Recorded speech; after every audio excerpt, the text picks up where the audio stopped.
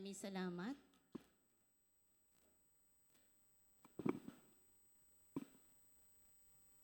Wow. Pinamagan ko ang ating pag-uusapan ngayon. Dying for self, living for purpose. Dying, Paskong Pasko. Actually, when Christ died on the cross and He resurrected, completed Christmas. Hindi lang nung kanyang kapanganakan. Ang isip natin kapag Christmas, si Jesus nandun sa manger. Pero nakalimutan natin yung kanyang kamatayan at yung muling pagkabuhay niya, yun ang kumumpleto sa Pasko. Kaya, dying for self, living for purpose. Handa na ba tayo? Ayan, dying Handa na ba tayong mamatay? Of course, malaman natin mamaya kung yun nga ba ang sinasabi. Ayan.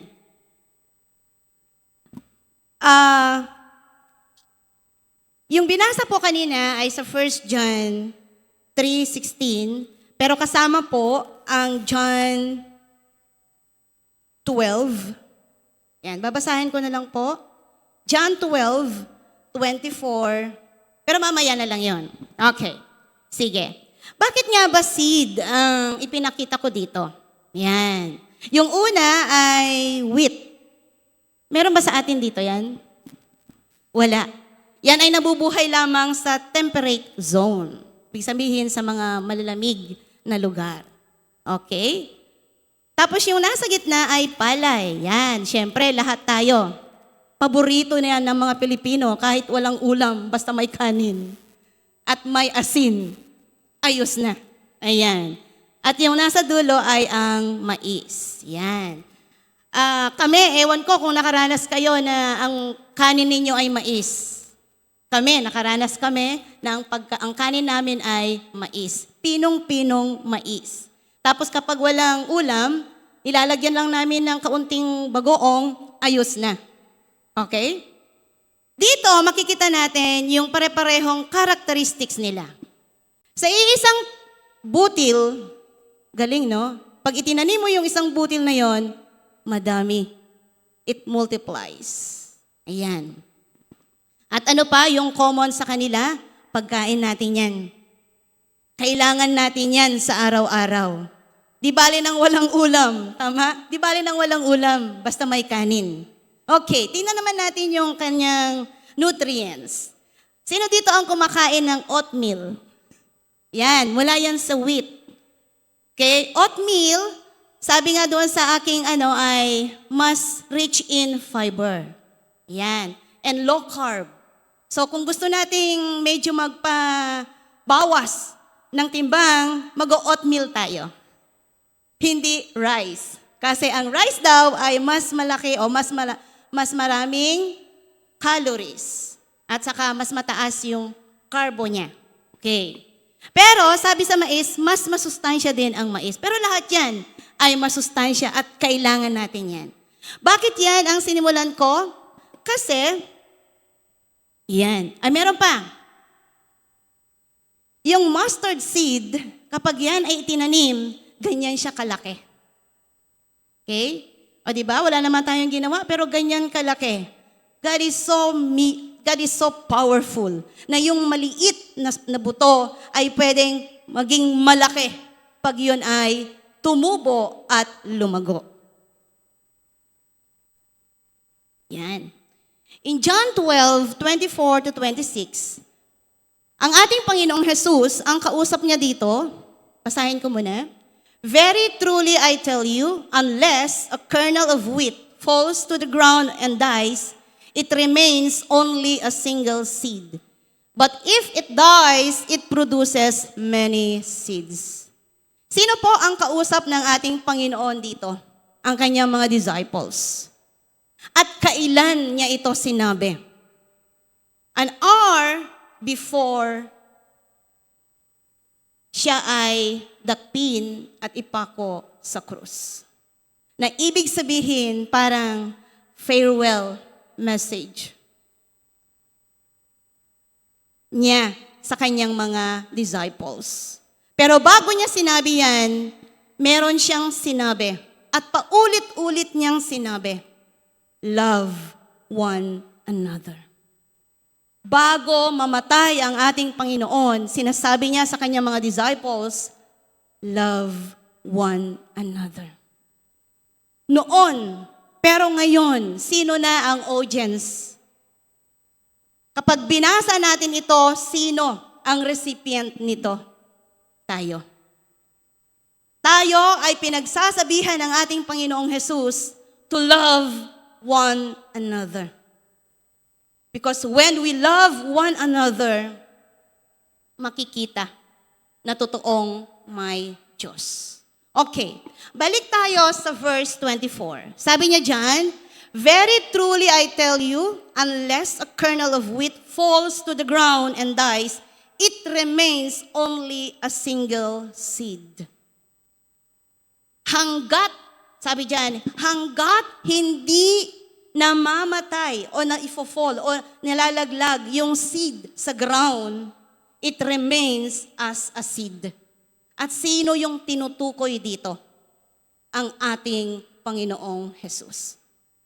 Sinasabi niya yung kanyang kamatayan sa kanyang mga alagad.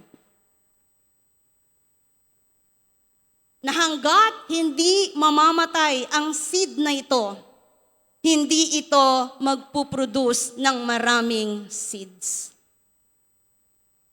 At alam natin, yung pinakita ko kanina, hanggat hindi namamatay o hindi itinatanim yung butong iyon, hindi yon magpuproduce ng maraming pagkain ng bawat tao. Galing, no? Habang binabasa ko, talagang walang gagawin ang farmer, basta itatanim lang niya.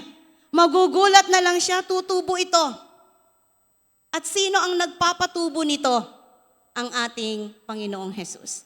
Pero sa pagtubo ng seed na ito, marami siyang kailangan.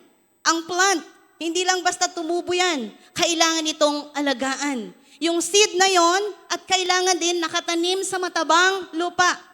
Kasi kapag ang seed na yon ay hindi nakatanim sa matabang lupa, bansot, ang tama ba yun? Bonsai. Or maaaring hindi mamumunga. At kailangan din niya ng tubig. Kailangan din niya ng hangin. Lahat ng kailangan ng plant na ito ay kompleto. God provided it. How good is the Lord? Araw-araw, yun ay ginagawa ng Panginoon sa atin. He provides our food. Okay? So, sinasabi niya dito, but, sabi niya, if it dies, it produces many seeds. Katulad ng sinabi ko kanina, nung sinabi ito ng ating Panginoong Jesus, bago niya sinabi yon, nangyari yung anointed, yung pag-anoint ng isang babae sa kanya. Yung pinakamamahal na pabango ay ibinuhos niya sa paa ng ating Panginoong Jesus. At talagang hinayaan niya yon dahil alam niya na gano'n ang mangyayari sa kanya. Actually, yung kamatayan ng ating Panginoong Jesus ay, nung una, baby pa lang siya, di ba? Gusto na siyang ipapatay. Pero, kumbaga, hindi pa ready. No? Hindi pa tapos yung kanyang mission, hindi pa nagawa yung kanyang mission. Kaya gumamit siya ng tao para ma-preserve siya. And thank God sa buhay ni Mary at sa buhay ni Joseph. Kung hindi sa kanila, of course, with the guidance of God. Kasi alam niya na ang ipinanganak na Jesus, siya yung Messiah magliligtas sa bawat isa. Kaya grabe yung protection ng Panginoon sa kanya. Hanggat siya ay lumaki, ano ang ginawa ng ating Panginoong Jesus? Siya ay nagturo, siya ay nagpagaling, ipinahayag ang salita ng Diyos, ipinahayag ang pagmamahal ng Diyos. At dumating yung point na na kailangan siyang ipako sa krus. Na kailangan siyang mamatay. Even Peter, ang sabi niya, hindi pwede kayo ay mamamatay.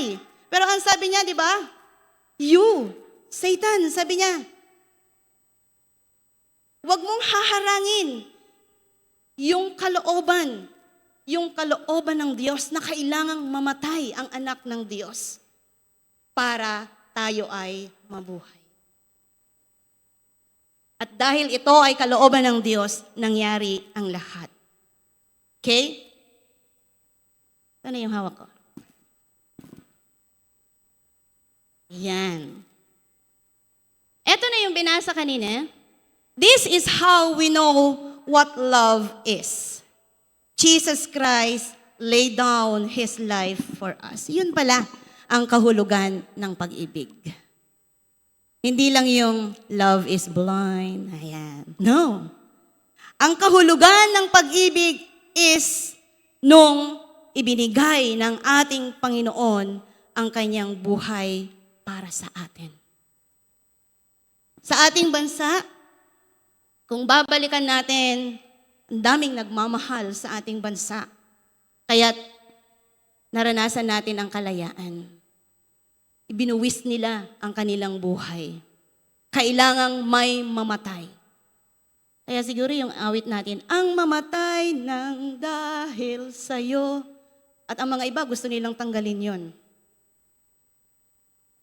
Pero dahil sa kanilang kamatayan, naranasan natin ang kalayaan. Dahil sa kamatayan ng ating Panginoong Hesus, naranasan natin ang kaligtasan. Alam natin, na sabi niya, nung tayo ay makasalanan pa, katulad ng inawit natin kanina, nung tayo ay hindi karapat-dapat, ay ibinigay niya ang kanyang buhay para sa lahat. At ano yung motivation? Ano yung dahilan? Bakit ibinigay niya yung kanyang buhay? Who are we? Diba? Pero dahil mahal niya ang bawat isa, hindi niya ipinagkait ang kanyang nag-iisang anak. Hindi niya ipinagkait ang kanyang sarili. Yun ang tunay na pag-ibig. Sabi ko nga kanina, Paskong Pasko, pero kamatayan ang pinag-uusapan. Dahil yun ang tunay na kahulugan ng Pasko. Nung namatay ang ating Panginoon, ibinigay niya ang kanyang buhay sa bawat isa. In John 15:13, greater love has no one than this, to lay down one's life for one's friends. Ito rin yung sinabi ng ating Panginoong Hesus. Sino yung friends na tinutukoy dito? Those who obey the command or the commands of God. Sino man ang susunod o sumusunod sa utos ng ating Panginoon, sila ang kaibigan ng Diyos. Tayo ba ay kaibigan ng Diyos? Tayo ba ay kaibigan ng Diyos? Amen. Kung hindi, wala tayo dito. Kaya tayo nandito dahil sumusunod tayo sa ating Panginoon. Kaya tayo nandito dahil alam natin that this day is for the Lord. That this day is for Him alone. To worship Him, to glorify His name. Yan. I-explain na natin isa-isa. Ano ba yung kernel? Alam natin yung butil. Dried, fall on the ground. So ano yung importance, ano yung characteristics nito? It grows. Nabubuhay ito. At kailangan alagaan. And it produces or multiplies. And this is our food consumption. Christ died the same. When Christ died, we live. We multiply. Malalaman natin paano tayo mag-multiply mamaya.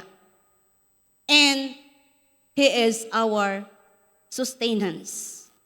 Siya yung kailangan natin araw-araw. Hindi lamang sa ating pagkain. Lahat ng kailangan natin ay siya yung source. siya yung magpo-provide. Okay? So same, no? Ang kernel, same sa Christ. Nung siya ay namatay, tayo ay nabuhay. Okay. After knowing and receiving what Christ did for us, we ought to lay down our lives to our brothers and sisters. Pagkatapos natin isurrender ang buhay natin sa Kanya, when we believe and trusted Him as our Lord and personal Savior, ito naman ang sinasabi ni John sa kanyang sulat o sa kanyang letter in 1 John 3:16. Pero yung una, sinabi na kanina, B. Ano ang sabi dyan? We ought to lay down our lives for our brothers and sisters. Yung ought dyan is a special verb or a modals na ang sinasabi dyan is duty or responsibility. Meaning, wala tayong choice kundi sumunod. Pag sinabi niyang ought, you have to do it. This is our duty as Christians, as believers.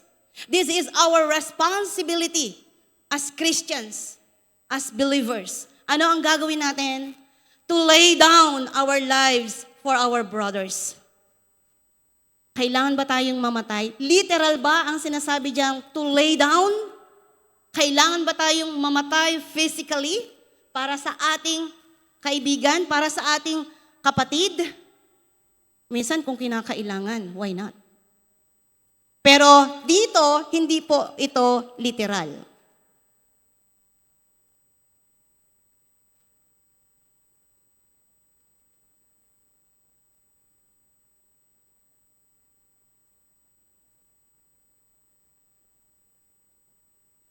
Kasi ang sabi niya dito, in John 12:25, anyone who loves their life will lose it. Palaging opposite, no? Kapag minamahal mo daw ang buhay mo, mawawala sa iyo. While anyone who hates her life in this world will keep it for eternal life. Ano bang ibig sabihin pag sinabing, anyone who loves their life will lose it? Yan. Paano natin malalaman na minamahal natin ang ating sarili? Ayan o, self-love. Yung gusto mo lahat ng attention sa iyo. Yan. Lahat ng malaki, parte sa iyo. Lahat ng masarap na parte sa iyo. Lahat ng attention sa iyo. Kapag Christmas, dapat ang pinakamagandang damit sa iyo. Ano pa? Dapat hindi ka nasasaktan. Self-love. Okay? Yun yung minamahal mo yung sarili mo. At kapag minamahal daw natin, mas mahal natin ang ating sarili, sabi dito, you will lose it. Mindless of others' needs. Selfish. Wala kang pakialam. Ganun ba? Wala siyang makakain ngayon? Ay, okay lang. Walang pakialam. Kasi, syempre, mahal niya ang kanyang sarili. Ang hirap kaya. Yung gigising ka, para lang i-entertain, yung kumakatok sa iyo, dahil wala na silang bigas, wala na silang makain, dahil may problema. Ang hirap, yung gabing-gabi, lumabas ka para lang puntahan mo ang kapatid mo to comfort. Pero hindi mo gagawin yon dahil mahal mo ang sarili mo. Ang sarap matulog. Ang sarap magtambay sa SM kaysa magbahagi sa kainitan ng araw. Ang sarap matulog na lang kaysa magbasa ng salita ng Diyos. Ang sarap matulog kaysa sa manalangin. Self-love. At yun, kapag meron tayo noon, sarili natin ang minamahal natin. Pero, while anyone who hates their life in this world will keep it for eternal life. Yung life na sinasabi nung una at yung life dito ay same. Na ang sinasabi diyan, kapag kinamumuhian natin ang ating sarili, paano ba natin kamumuhian ang ating sarili? Sasaktan natin? Huwag tayong kumain, kinamumuhian ko ang aking sarili, kailangan kong magbawas ng kilo. Lalo na ngayon, naku, Pasko na. Hindi na naman maiwasan masasarap na pagkain. Hindi ako kakain, pero kapag andyan, ang sarap. Yun ba yun? Yun ba yun ang sinasabi doon? It is a self-sacrifice. Prioritize spiritual growth over earthly desires. Unless we hate our life, we cannot lay down our lives to others. Unless may sakripisyo, yun naman ang ginawa ng ating Panginoon. He offered His sacrifice, His life, because of His love to us. Detachment. Last Friday, umattend kami ng year-end division Christmas party. Siyempre, may blessing. Nagsalita yung aming mayor. Sabi niya, sa isang taon na ginawa ng ating Panginoon, napakabuti niya. Pero paano natin siya sinusuklian? Ang galing niya eh. Paggising ba natin sa umaga, ang sabi niya, ano ang unang hahawakan natin? Ano ang unang gagawin natin? Di ba dapat mag-pray? Pero hindi, sabi niya. Ang unang hahawakan natin ay ang ating cellphone. Wow! Totoo? Totoo. Walang choices. Sino kaya ang nag-text? Sino kaya ang nag-message? Ano na kaya ang bago? So instead, sabi niya, instead na yung cellphone ang uunahin natin, magpasalamat tayo sa Diyos. Kaya siguro pinagpapala ang gentry, kasi ganun yung puso. Ay, siyempre, pati ang 13. Hindi lang gentry. Kasi narinig ko, may blessing din ang 13. At tinanong pa niya, sabi niya, sino dito ang dating nagturo sa ibang lugar? Adi, may nagtaas, Makati.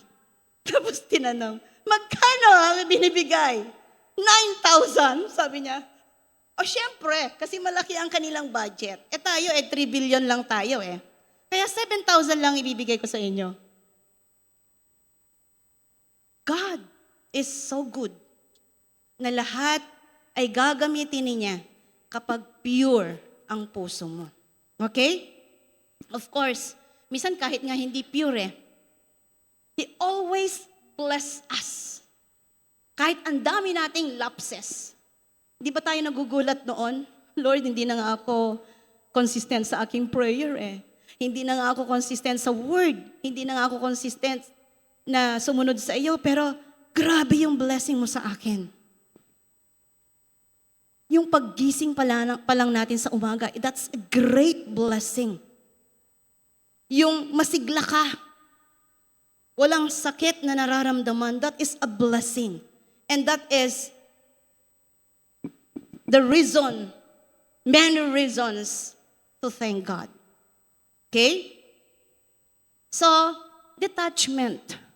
Siguro, malapit nang matapos ang year 2024. Ano kaya yung i-detach natin? Hindi lang detox. Mag-detach din tayo. Pag sinabi nating detox, bawasan natin yung mga masasama sa ating katawan, yung mga intake natin. Detach. Ano naman yung i-detach natin?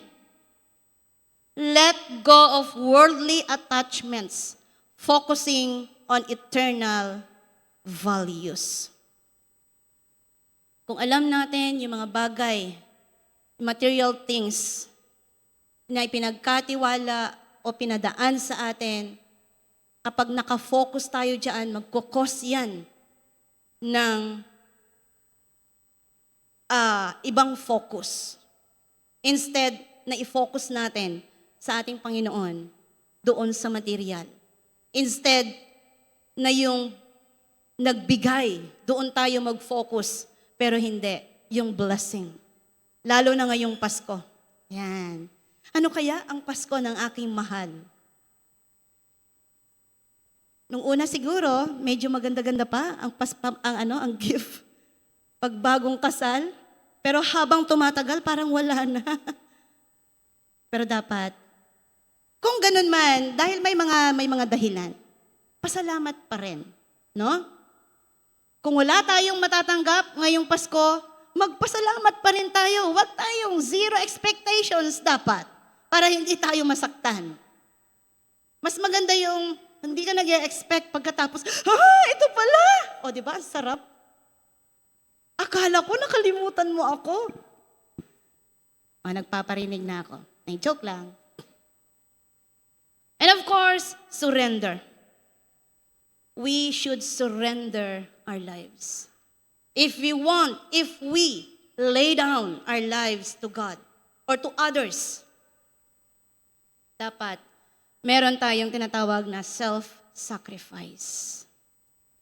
Detachment from the things na hindi nakakatulong sa atin. And surrendered life. Jesus Christ surrendered His life. Kahit alam niya na painful ito. Pero anong sabi niya? Your will be done. Not my will, but your will be done, my Father. Because of His surrendered life, we experience life. Life, hindi lang yung life na magandang buhay dito sa mundong ito. Pero ganun din sa kabilang buhay. Of course, lahat tayo, gusto natin maganda ang buhay natin sa mundong ito. At mangyayari lamang iyon when we put our trust, our faith to God. At tandaan natin, ang blessing ay hindi lang material blessing. Yung at peace ka, yung masaya ka, despite of many challenges, yung paghiga mo sa kama mo, diba ang sarap? Alam mo yan, pasensya na may ano pa. Diba ang sarap? Kasi sleep is a gift from God. At kapag yan ay ibinigay sa atin, ibig sabihin, we are at peace. Na hindi natin alalahanin kung ano yung mangyari. Although, syempre, we will prepare. Pero, we leave everything to God. Yun yung gusto niya. Okay? So, eto na. How to lay our lives to others. Papaano natin iaalay ang ating buhay sa iba, katulad ng ginawa ng ating Panginoon. Of course, yung example ng ating Panginoon. Pero hindi yung tayo ay ipapako sa krus. Hindi tayo magpapapako sa krus. Tapos na. And isang beses lang yon. At siya lang ang may karapatan na ipako. Actually, dapat lahat tayo ipapako dahil lahat tayo ay makasalanan. Pero hindi. Sabi niya, no, ako na. Ako na ang aako sa lahat. Ano pa yung example ng ating Panginoong Jesus? Yung unconditional love niya sa mga tao. He never judged. He accepted everyone. Ano man ang katayuan mo sa buhay, dapat ganun din tayo. Huwag tayong mapili. Sa mga kaibigan, nakikita yan sa school no? Magkakasama yung maayos, magkakasama yung dapat wala tayong kinikilingan. 24 oras lamang. Ano ba yun? Dapat lahat pantay ang pagtingin natin. Dapat lahat maranasan sa atin, sa pamamagitan natin, ang pag-ibig ng ating Diyos. A daily sacrifice, ganun ba yun? Daily sacrifice? Totoo. Sa mga magulang, daily sacrifice, yung ang aga-aga mong magising. Tama? Sa mga nanay. Ang sarap pang matulog. Pero kailangan gumising ka ng maaga kasi meron kang 4 na bibig na papakainin. Bunga nga. 5 ang papakainin mo na kailangan kumain sila bago pumasok. Daily sacrifice. No? Ano pa ang sabi diyan? Share resources. Ang hirap nun. Yung bang hindi mo kilala pagkatapos manghihingi sa'yo, pero wala namang problema doon. Kapag kinausap ka ng Panginoon, kumatok talaga ang Panginoon na bigyan mo yan. Bigyan mo. Huwag mong ipagkait kung meron ka naman. Pero mas ina-appreciate ko yung mga nag-e-effort na kung kahit ano-ano yung mga binebenta nila, ay mas tinatangkilik ko pa na kahit hindi ko naman kailangan, for example, hindi naman natin kailangan, ay nakita natin yung kanyang effort at alam natin yung kanyang katayon, bibilhin mo na. Lahat bibilhin mo na.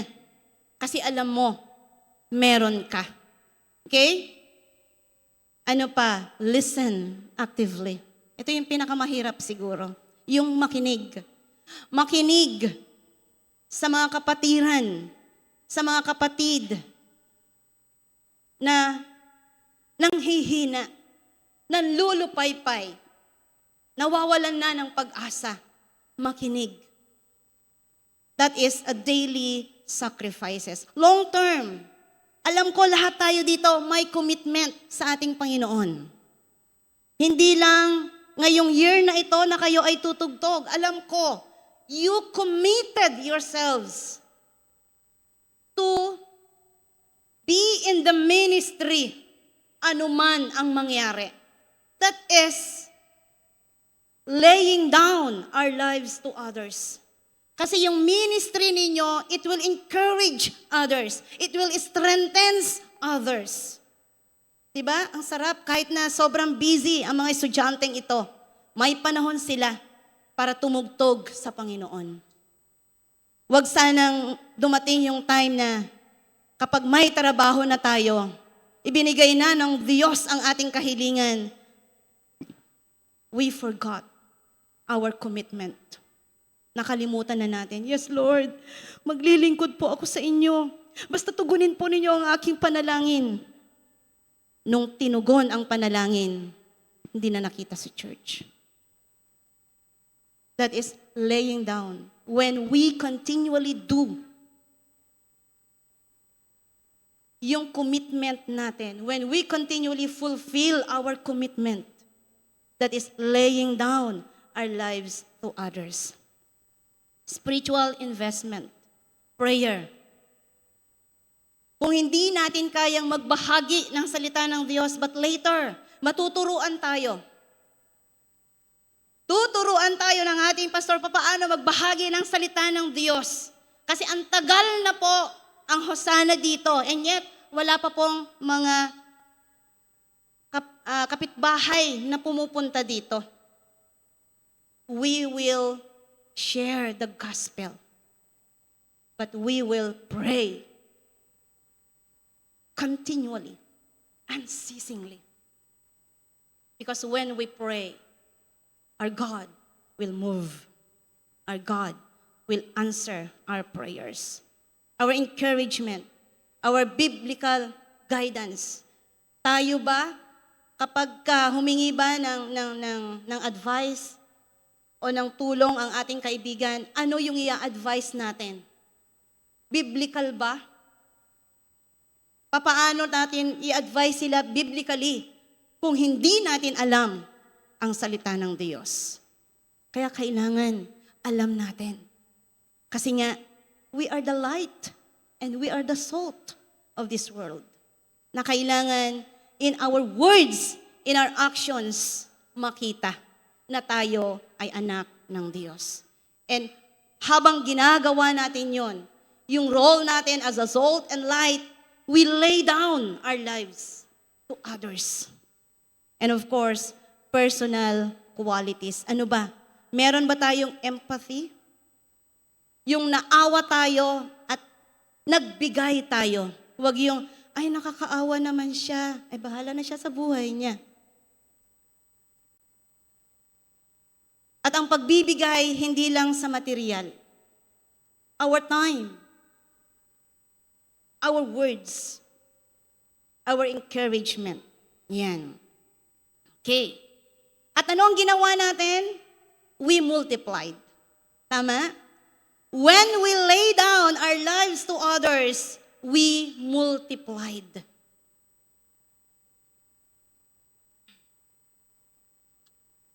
Naalala ko lang, nung namatay si Hermie,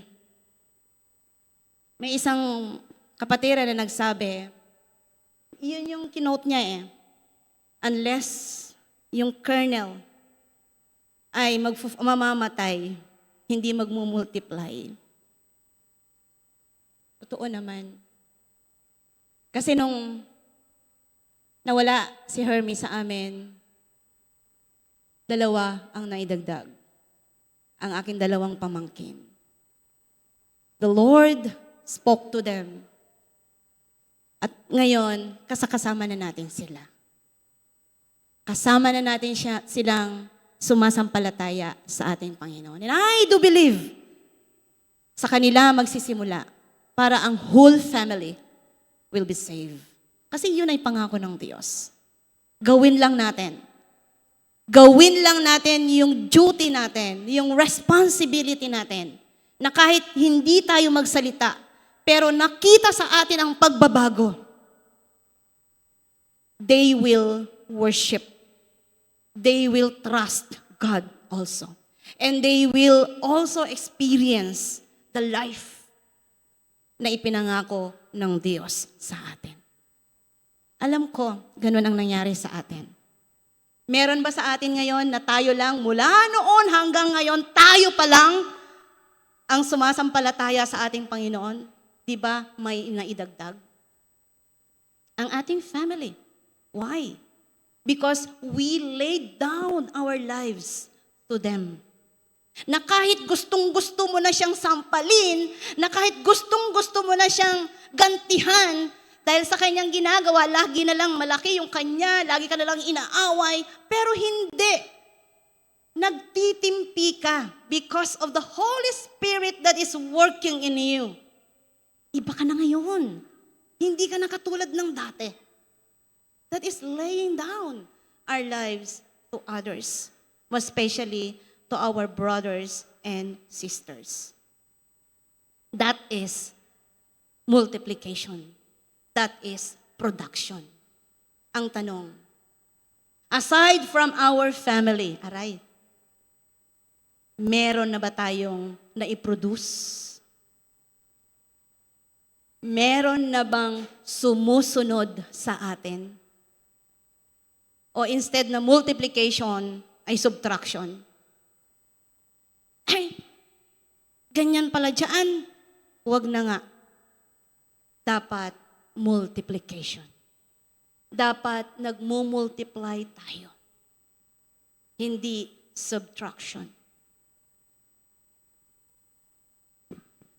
When we lay down our lives to others, many will praise, worship, and trust the living God. This Christmas, giving. Tama. Christ gave His life. Kaya, ang pinakaano ng Christmas is giving. But of course, not only during Christmas. Dapat all the way, all the year, ay Christmas. We give. At ang giving dito, hindi lang material, but our prayers, our words of encouragement, our teaching, ang pagtuturo natin, ang pagbabahagi ng salita ng Diyos. Siguro, the best gift na pwede nating ibigay ngayon sa ating mahal sa buhay o sa ating mga kaibigan na hindi pa nakakilala sa ating Panginoon ay sino? Si Jesus. The best gift. How? Share Jesus. Ipakita si Jesus sa mga taong hindi pa nakakilala sa Kanya. And the last one is provision. Galing, no? Ay, ano yun? Bakit thank you na? Walang provision? Nagte-thank you na siya. Okay, provision. Diba? Yung rice, everyday, diba? Sarap. Alam niyo kapag bumibili ako ng bigas, siyempre, ang hirap kasi mamalengke na araw-araw. So, bibili ka ng isang sakong bigas. Sabi ko, i-share ko lang. Nung kami po, ay bata pa, ako po yung iniutusan ni Papa, anak, punta ka sa bayan. Gagawa yan ng sulat. Pautangin mo muna kami ng bigas. Sa hirap ng buhay. Salop-salop pa yon, hindi sako-sako. So kapag naubos na yon, pupunta na naman sa bayan. Iisang sasakyan lang. Napakalayo nun, mas malayo pa po doon sa pinuntahan natin.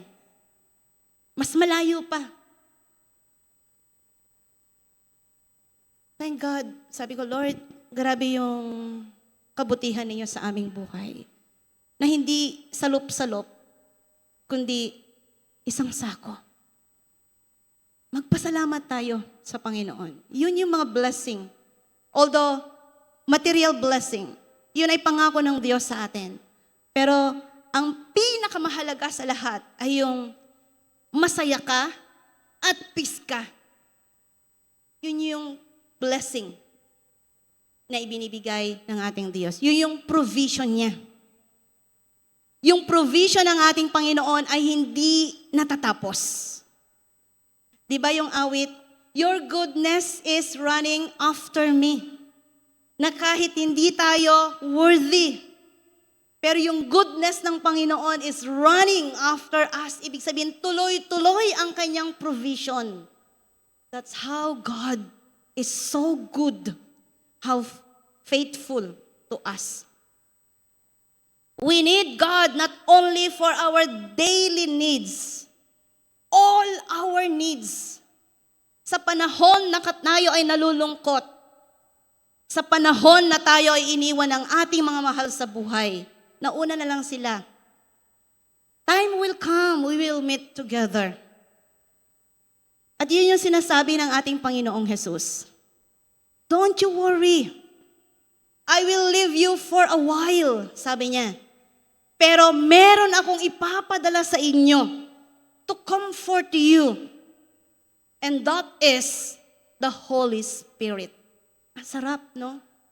Because of the working of the Holy Spirit, we multiplied. At ganun nga ang nangyari sa mga disciples. After Christ, after His resurrections, nandoon yung acts. The acts of God. Ano yung acts of God in the books? Tama ba? In the book of Acts. He multiplied Christians. Dahil ang mga disciples na ito, they laid down their lives. They obeyed the Lord. And through them, we are here. Kung hindi sa pagkilos ng banal na Espiritu sa mga taong nagbahagi sa atin ng salita ng Diyos, hindi natin naranasan o hindi natin mararanasan ang ganitong buhay. Buhay ng kasiyasiya. Buhay na kasama natin ang ating Panginoong Jesus. God is our provision. Not only in material things, but everything that we need. Diba? Yung mag-pray ka kapag nalulungkot ka, tapos nag-pray ka, mararamdaman mo yung comfort ng Panginoon. Minsan, ano ba yun? Parang iba yung nararamdaman ko. At peace ako, iba yung saya ko. That is the work of the Holy Spirit. At dapat wag nating ipagkait yon sa iba. Let's give it. Let's give to others kung ano yung na-receive natin. this Christmas, let's give Jesus. Let's give Jesus. Sabi ko dito, it's not easy to do such. Totoo po yun. Hindi madali. Si Jesus Christ nga di ba? Nag-struggle siya. Nung malapit na siyang dakpin. Yung kanyang, ang tawag dyan, pawis ay parang dugo. Kasi nag-struggle siya physically. Siya nga nag-struggle. God, nag-struggle. Tayo pa kaya? Ang hirap i-lay down ang buhay natin sa iba. Lalo na kapag ang dami mo nang ginagawa sa Kanya, ang dami ng kabutihan na ginawa mo sa Kanya, pero parang, ano ba to? Wala man lang sukle. Ay, what I mean. Wala man lang ipinapakita. Pero dapat hindi ganun ang motibo natin. Huwag tayong gagawa ng mabuti para lang tayo ay gawan din ng mabuti. Dapat ang motibo natin kung bakit tayo gagawa ng mabuti dahil yon ang tama. At yun yung duty natin. Yun yung responsibility natin. We ought to lay down our lives to others in different ways. And then, don't you worry. Sabi ng ating Panginoon, huwag kayong malungkot. Of course, yung farewell niya. Lalo na siguro kapag many years nakasama mo na ang taong ito, sobrang lungkot ng mga disciples. Don't you worry. I will give you the Comforter. And that is the Holy Spirit. And today, don't you worry. Kung medyo nahihirapan tayo na mahalin, na magiging ilaw, na magiging asin sa iba, don't you worry. Be happy. No. The Holy Spirit is with us. Ano ang sabi niya sa Great Commission in Matthew 28:18 to 20? Ang sabi niya doon, then Jesus came to them and said, all authority is in heaven and on earth has been given to me. Therefore, sabi niya, go and make disciples of all nations, baptizing them in the name of the Father and of the Son and of the Holy Spirit, and teaching them to obey everything I have commanded you. And surely, ano ang pangako niya? I am with you always to the very end of the age. Hindi tayo nag-iisa. Yun yung masarap Hindi tayo trying hard to do what is right because we have the helper. May tumutulong sa atin para gawin ang tama. So this Christmas, are we ready to lay down our lives to others? Not killing ourselves, but being a salt and a light to them. Sana ngayong Pasko,